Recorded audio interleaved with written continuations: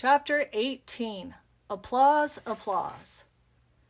When was the last time someone gave you a round of applause? At your college graduation? After a remark you made at church committee meeting? Can you remember how good it felt? Then magnify that feeling 1,000 times and imagine yourself standing center stage in the Dallas Convention Center. Behind you are several enormous video screens, each the size of something you'd seen in a theater, and each projecting your picture and your name. You are surrounded by a set that rises several stories and is covered in lights and decorations worthy of Broadway. Cameras roll and flash bulbs flicker as thousands of people rise and applaud you. That's what it's like to be recognized at a Mary Kay seminar, and we call the phenomenon the power of the stage. Professional saleswomen cross that stage for a few seconds and come off trembling with excitement and enthusiasm. From that moment until the next year's seminar, each will fight to once again earn such an applause. That's because every single one of us thrives on recognition. The annual seminar is the most important event in the Mary Kay year. This is the time at which individual consultants and directors come together to share and acknowledge accomplishments. And we're not talking about simple company convention. Seminar is a multi-million-dollar extravaganza that has been called an Academy Awards, Miss America pageant, and Broadway opening all rolled into one. Seminar has dazzling awards, competition, drama, and entertainment. It is a 3-day spectacular, Mary Kay style. We go to all this expense and effort because we have learned one powerful, important lesson. The desire for recognition is a powerful motivator. If you give somebody a 40-cent item in a $1 box with $100 worth of recognition, that's 1,000 times more effective than giving a $100 item in the same box with 40 cents worth of recognition. Throughout seminar, our national sales directors and top sales leaders conduct education sessions in that they address every topic that could help a consultant build her own independent and professional business. But without a doubt, the highlight of the seminar is awards night. No expense is spared as we strive to elaborate staging and glamour worthy of a Cecil B. DeMille production. The event culminates as our top performers are awarded with the fabulous prizes that have made Mary Kay Cosmetics synonymous with luxury and glamour. Diamond rings, pink Cadillacs, and dream vacations. Each awards night has a theme that expresses a company philosophy or motivational idea.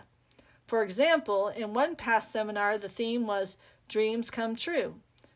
In this particular event, production experts spent months orchestrating and staging a fairy tale background, complete with the 4-story castle, music, knights, and their ladies.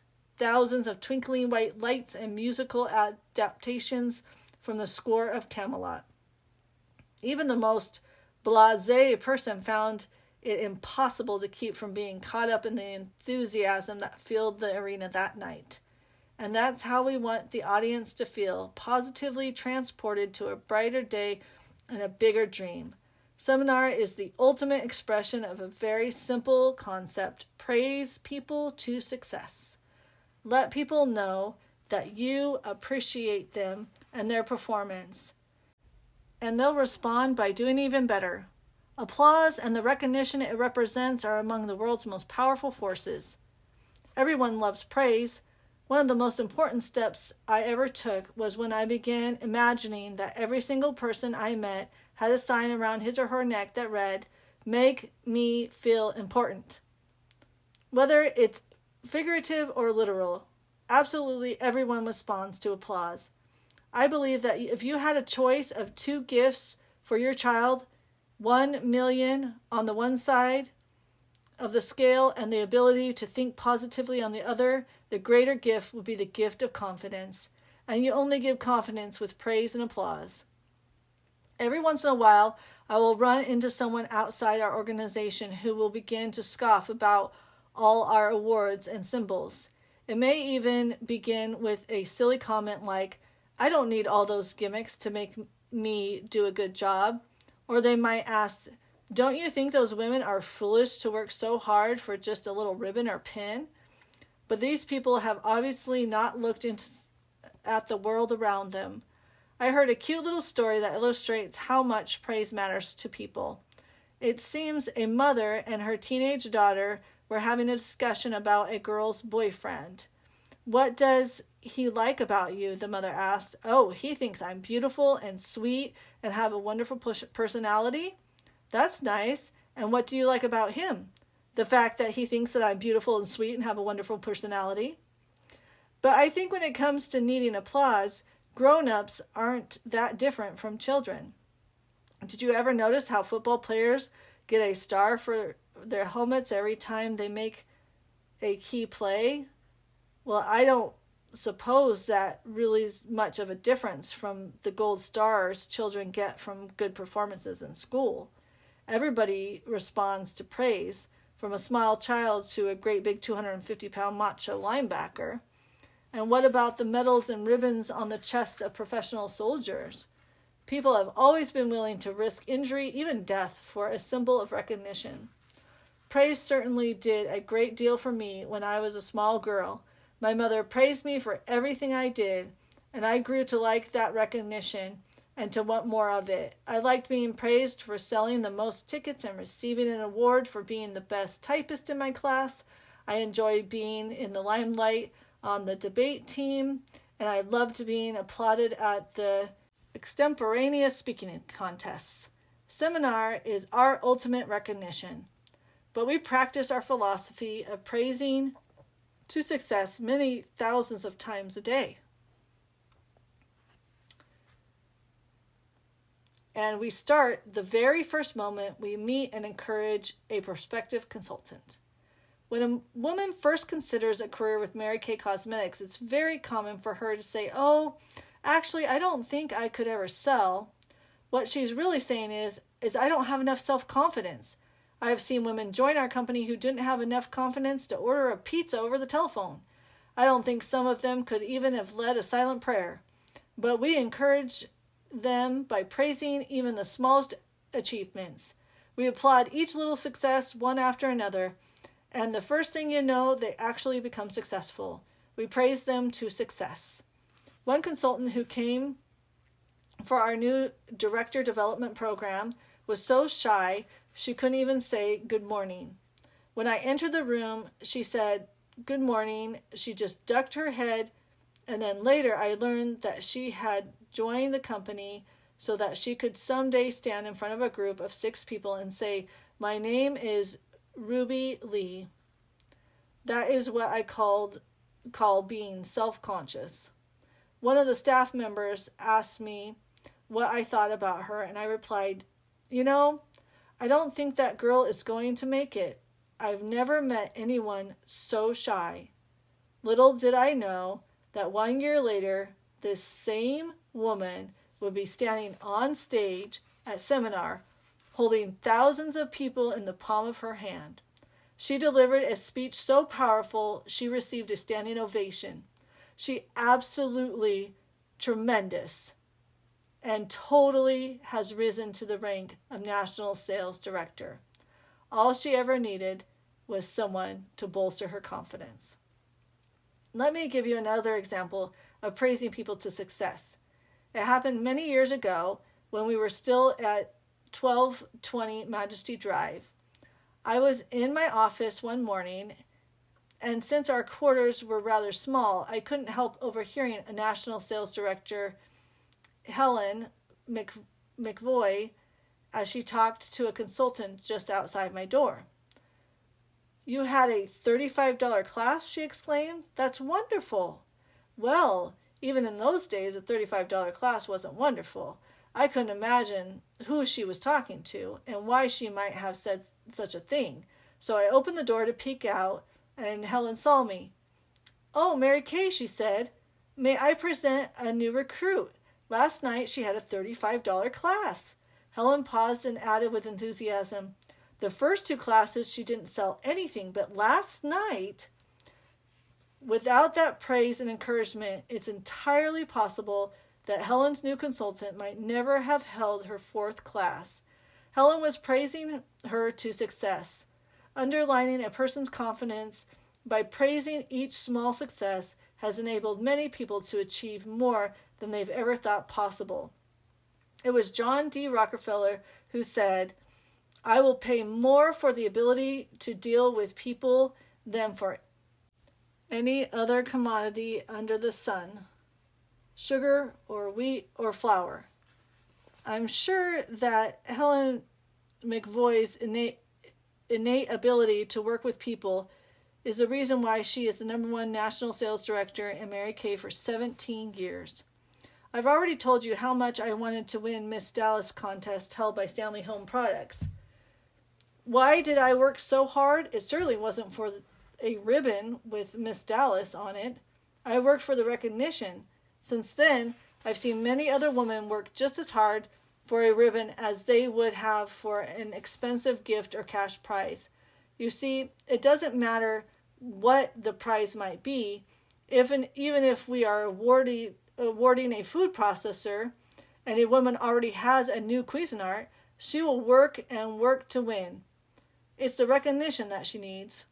We've found that women first entering her career thrives on the praise we give her. No homemaker has ever had anyone in her family exclaim, "Oh, what a beautiful clean floor.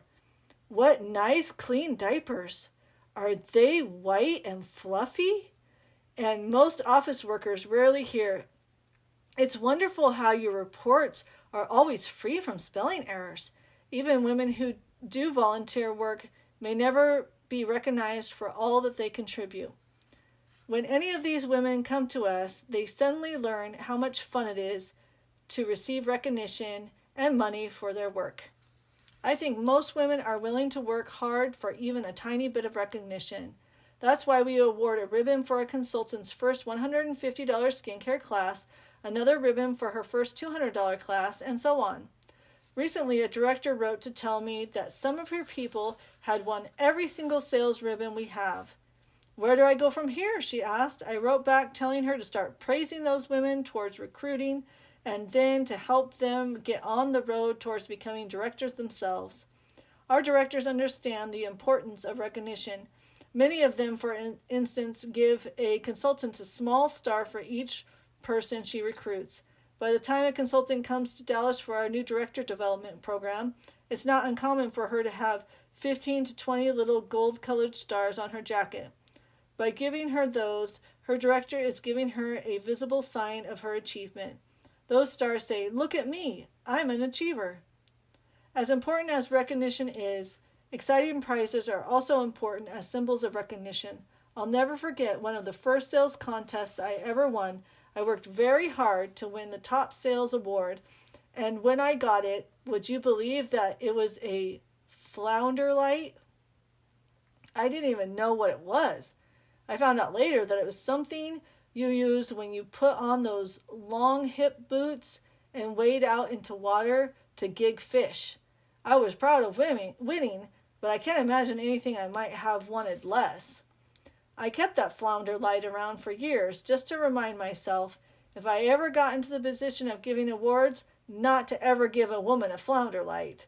I would try instead to choose prizes that would excite and thrill the recipient. I thought about the best prizes were things a woman wanted to probably buy but wouldn't buy for herself. So in our company, we eliminated most practical gifts. A woman would usually think about her family before she considered herself. If you put a washing machine on one side of the scale and a diamond ring on the other, most women would select the practical item. That's how we came to award prizes such as pink Cadillacs and diamond jewelry. We award countless diamond rings, except for engagement ring. Most women never receive diamonds. And so in our company, in just a matter of a few years, a star performer could have a diamond for each finger. Anything can be a symbol of recognition. At Mary Kay Cosmetics, one of our successful items has been clothing.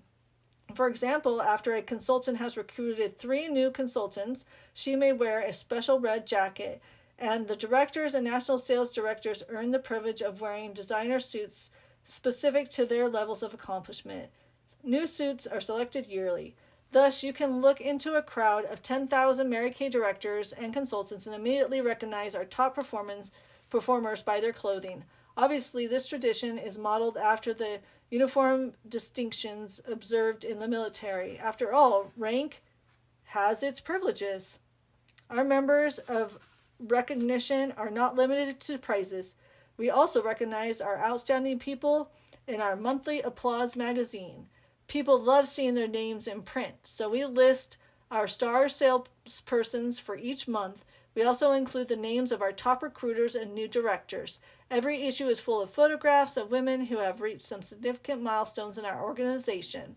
About 7,000 sales directors also send out a monthly newsletter so that they can praise the members of their own units. In many cases, this means recognizing people who didn't make the news in the Applause magazines, but who had significant accomplishments nonetheless. Our corporate office produces a weekly publication for the directors called Director's Memo. And Memo often reprints original or especially inspiring stories first seen in the local newsletters. Everyone aspires to be quoted in the Director's Memo. So this, too, has become a form of recognition. I believe that public recognition is the finest form of praise. Newsletters are one very effective way of giving this recognition, and another is a weekly unit meeting. All our directors hold these meetings, and they offer an excellent opportunity to praise individuals for their achievements. Being praised in front of your peers is more gratifying than being praised in private. The enthusiastic applause and the presentations of ribbons and other awards adds to the aura of excitement. This sort of recognition does wonders for a person's self-esteem. Giving praise where it is due has become a working philosophy in every aspect of our work at Mary Kay Cosmetics. The praise begins at the first skincare class a woman attends, when we tell her how she looks after her facial. Then, when she expresses an interest in becoming a consultant, we encourage her by telling her that she too can do it. Perhaps the time she needs praise most is after she has given her first class. Even though the consultant may have made some drastic mistakes, a wise recruiter will avoid criticism, especially in the beginning. The consultant needs praise for everything she did right. I don't think anyone responds positively to criticism. Suppose a woman spends $100 for a new dress, and the first time she wears it, someone says, "For goodness sakes, where did you get that terrible dress?" You can be assured that she will never wear it again. I find that if you must criticize, it's best to sandwich it in between two thick layers of praise. For instance, when a director goes to a consultant skincare class, she may take 2 pages of notes, but on one page she would write down all of the good things she observed. And after the class, the consultant will invariably say, "Tell me what I did wrong." They all say that. Instead, the director should say, "Let's talk about what you did right." And then she must encourage the consultant by praising her strong points. When she does give the necessary criticism, she carefully sandwiches it in between the praise. Only then will they gratefully accept and act upon. Insincerity has a tendency to backfire, so I think it's very important to be honest when you give this praise. I must say that when I was a young saleswoman, I learned this lesson the hard way. I always made a practice of complimenting my hostess on something I really liked about her house. But at one particular party, I was very rushed and didn't have time to really look around. As I was setting up my demonstration, I noticed a painting of a hummingbird on it, and I said, "What a beautiful painting."